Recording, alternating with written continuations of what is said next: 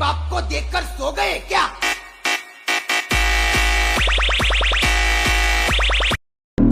અમારું 2000 વાગે તમને નહીં ગમતું, તમને બોરી ચડે.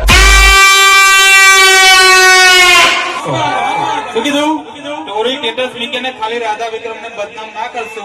બાકી તમારી તાકાત હોય તો લગાવી પડે બમ્પર ટુ બમ્પર ગાડી, તો ખબર પડે કે વીએસઆર બ્રાન્ડ શું છે મારા ભાઈ.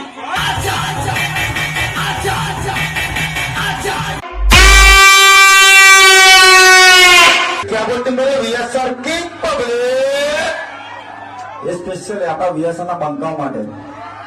तो मारा करे जाओ, ये तो सिर्फ ट्रेलर है, पिक्चर अभी बाकी है.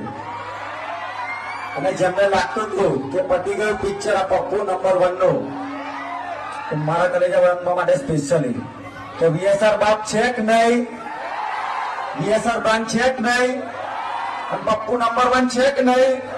તો क्या बोलते मेरे वीएसआर की पब्लिक. તારા ઘરનો મારા કલેજા અહીં તો વીએસઆર વાળાના જે નડશે ને એને કાયદેસર પડશે. તો ક્યાં બોલતી મેરે વીએસઆર की पब्लिक ચાલે છે કે પડી નહીં જા મારા કલેજા. આ બંકાની જયારે એન્ટ્રી થાય ને તો માહોલ ગરમ થઈ જાય.